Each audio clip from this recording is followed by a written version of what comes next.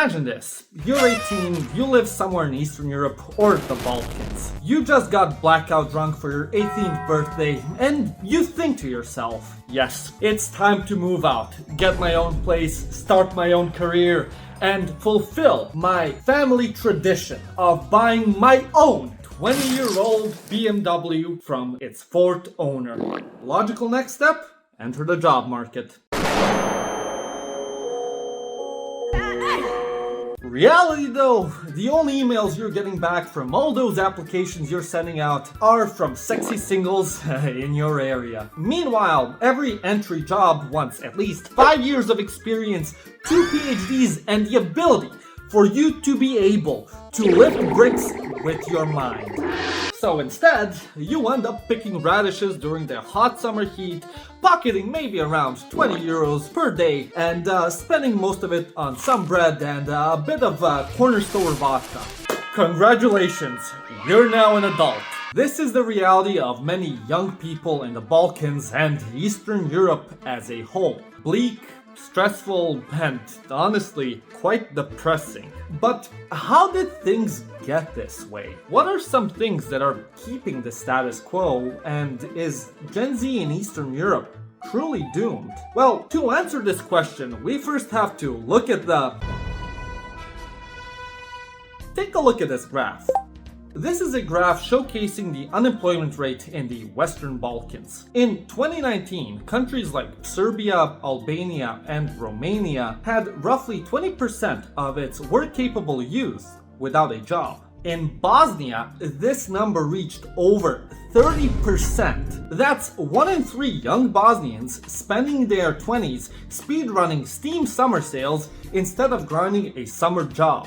But wait a second. What's going on here? If you look at any local news source, you'll see headline after headline saying how there's a labor shortage going on in these countries and how local employers are struggling to fill in work positions. Well, like I alluded to in the beginning, the process of getting hired and finding a job is more complicated and nonsensical than, Bosnia's political system. I mean, what the fuck do you mean? You have 3 presidents, 3 parliaments, and some random German guy. Adding to this is the Asian wannabe education system. Instead of prepping you for the current job market by teaching you actual skills and knowledge relevant to demand, the schools here would much rather stuff your brain with millions of epic poems about Marko, the bane of the Turkish existence, Kraljevic, going to the Battle of Kosovo for the next 12 years. Vocational high schools specializing in one job sector still do exist. However, the demand for these basic specialist jobs is low. There are many people on the job market with these specific skill sets, and you really only need just so many plumbers, electricians, and mechanics in one city, especially a smaller one. Not to mention that the majority of successful businesses in these domains have been established long ago by some Yugo-SSR boomers who have established a loyal clientele and has been working in his field since Reagan discovered selling crack to black people. Even if you do get a job, you are at the bottom of the food chain. Expendable, underpaid, and occasionally replaceable with workers from abroad because they are cheaper and don't ask pesky questions like, why am I working 12 hours for the price of a half-eaten kebab? I'm not even exaggerating. Drister kebab, what the fuck? And God help you if you don't live in a big city. Try getting a stable career in Srpska Crnja. The options? Farming, bartending, or speedrunning alcoholism. So, what's there for Gen Zers to do in these ghost towns? Kurats! So, the best next thing would be to pack your bags and head to the vastly overrated big city close to you where every tourist goes and makes a mediocre vlog showcasing the one nice building in it. This is the name of Mary Catholic Church and it was finished in 1894. So you move to a big city like Cluj, Prague, or Belgrade. Congratulations, you escaped the village life. Now meet your new enemy, rent. Protection! Here's the math. This would be the average cost for a one-bedroom apartment outside of the city center in the capitals of Ukraine, Serbia, Albania, and Moldova. Which, if you're from Canada, might seem like a bargain, because God only knows what's wrong with you people. But when compared to the average salary from these cities, these prices no longer look like a steal, but actual theft. In wealthier Eastern European countries, or as their preferred pronouns are now, Central Europe, this graph might look a bit better, but at best, you're still spending half of your salary on rent. Rents in these urban centers have in recent years soared, often outpacing the modest salaries Gen Z can receive, except for some key sectors like IT, but we'll get to that a bit later. A small apartment, barely enough for one person, can easily take up a good chunk of your income, leaving very little behind for utilities, groceries, travel, a social life, and especially for savings. Because hey, your hands are nice and soft from using that IT piano, so you must make a lot of money like those American pigs. As such, many Eastern Europeans resort to shared apartments, rat-infested dorms, or roommates who blast Turbofolk at 3 a.m. Because, bro, it's tradition. I don't care that your girlfriend left you and that you're drowning yourself in vodka at 3 a.m. It's the middle of the night. I have to wake the f up in the morning to make the McMuffin for that IT fuck that everyone mistakes me for and and thinks I have the same money as them. So please, turn that shit off! Take for instance my adoptive Romanian city of Cluj. Thanks to tech bros, rent here costs more than in Bucharest. Hell, more than in a lot of European cities where your breakfast doesn't consist of ethanol-flavored bread. Mona, my beloved. Groceries, buses, toilet paper are all inflated because some IT guys make 3,000 euros a month and think it's okay to pay 10 euros for a bowl of hummus. Mulțumesc, domnule Emil Boc. Mulțumesc. All these micropayments make it difficult to save money, build an emergency fund, invest for the future, or even contemplate long-term investments like buying your own home or a nice car. Although, to be fair, Dacia Logan is peak, but it definitely ruins your street cred. But what if I got a job during my college years, you might ask? Well, I don't know how it is where you lived and studied, but colleges in my area had their courses scheduled at the most inconvenient of times. Intro to economics at 9 a.m. followed by Marxist indoctrination at 11, with a smoke break from 12 to 1:45, continued by German for future gastarbeiters at 2, and ending with intro to advanced calculus from 3:40 until 5:60. So say bye-bye to normal jobs unless you want to sacrifice your grades or social life. Also, many employers are wary of hiring someone for part-time because having a full-time employee is much more convenient. But going back to rent prices, let me show you something. This is a graph of the average rent in the capitals of all Eastern European countries that I built from scratch with the help of today's sponsor, Emergent. Emergent is the world's first agentic vibe coding platform. It builds full-stack apps, front-end plus Python back-end from a single sentence. No devs, no code. Just describe your idea and Emergent ships a real working product. From dashboards to games to SaaS tools, anything you imagine, live in minutes. To come up with this graph, all I did was log into Emergent, write in a prompt describing what I had envisioned for my project. After running for a bit, Emergent asked me a couple of questions regarding the details of the project, and after I answered them, in a matter of minutes, I got my final product. Essentially, I was able to use data from a different website and implement it into my own, showcasing a custom-made graph all from just writing in a couple of sentences, which is pretty cool if you ask me. But you can use Emergent to code your own much more complex app or website without any code, be it making something lifestyle, finance, tech, or productivity related. or anything your mind can come up with. So go and click the link in the description and sign up for Emergent for free and start building your own app today.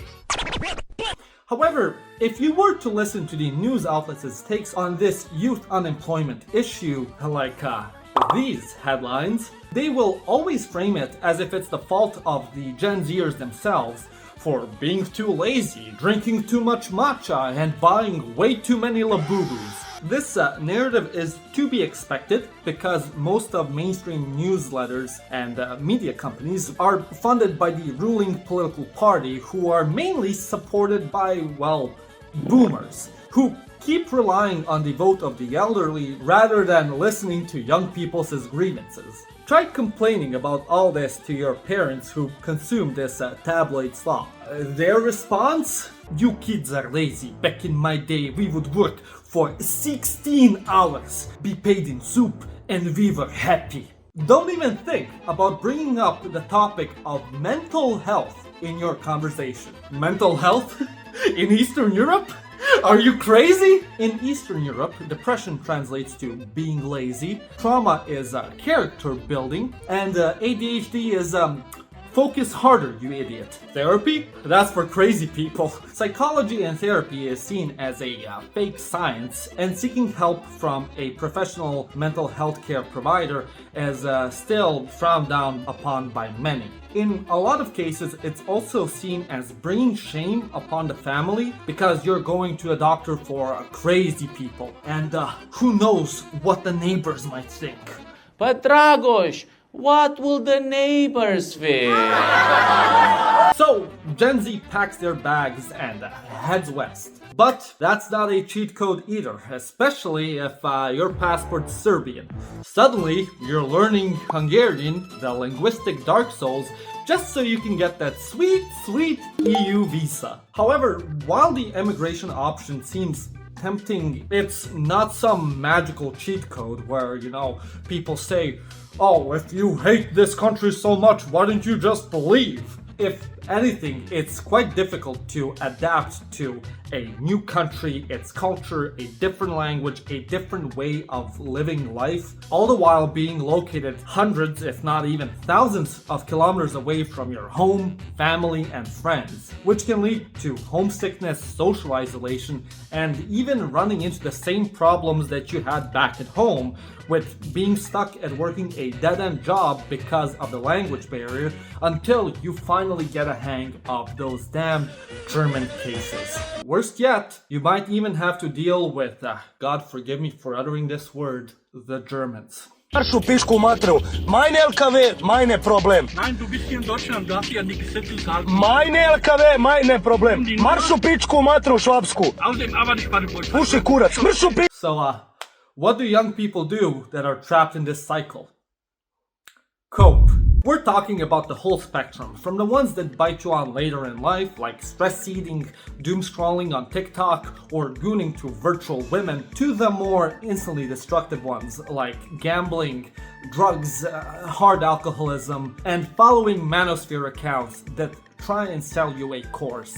Chief amongst these vices are drug use and gambling. And I'm not talking about rolling a virtual dice for a PNG of your favorite Japanese horse girl. I'm talking about actual slot machines, spending tremendous amounts of money on football games and actual horse races. Betting and gambling addicts are victims of a vicious cycle of spending your hard-earned life savings on one lucky pull and losing it all, only to, after months or years of trying to get that money back, just so they again spend it on one lucky pool to make all their debts and credits go away. And by the time that profit actually comes from their addiction, their brains will be so fried that they'll spend their winnings on, you guessed it, yet another lucky pull, putting them back on square one. As for drug use, teens and young adults might spiral into addiction because of depression, socioeconomic factors,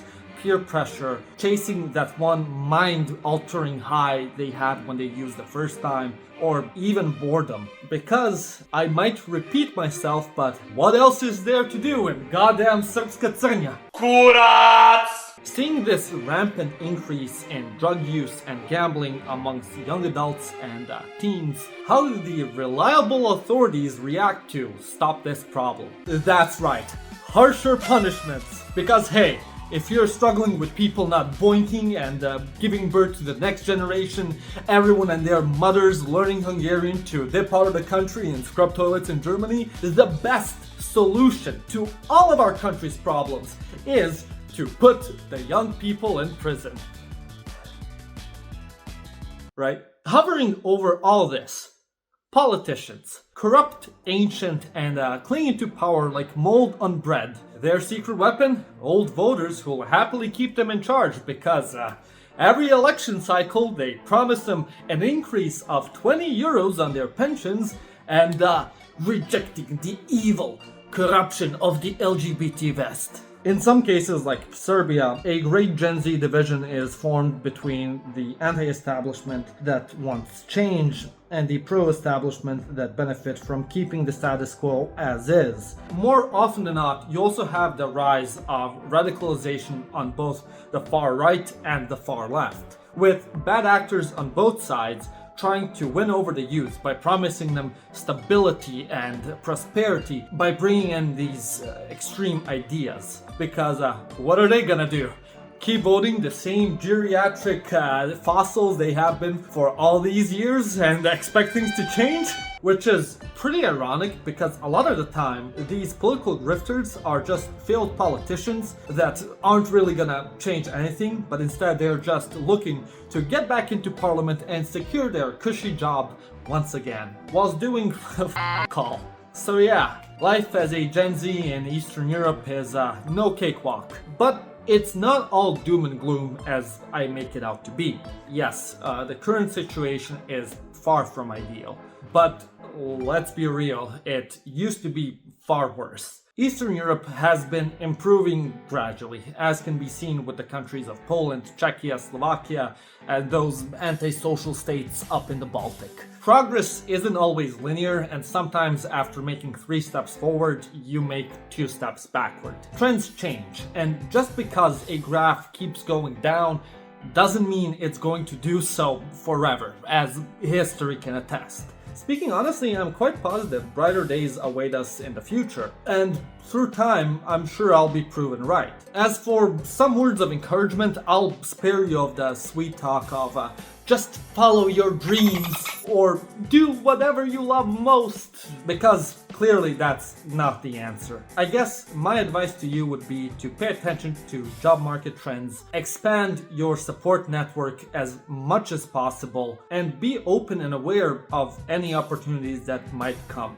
your way. Be smart, avoid drugs and gambling, and I'm sure we're all gonna make it. Anyways, I hope you enjoyed this video. If you did, give it a like and smash that subscribe button. And if you really did, become a member like these wonderful people. My name is Janos, and you've watched Living Ironically in Europe. Hey, why are you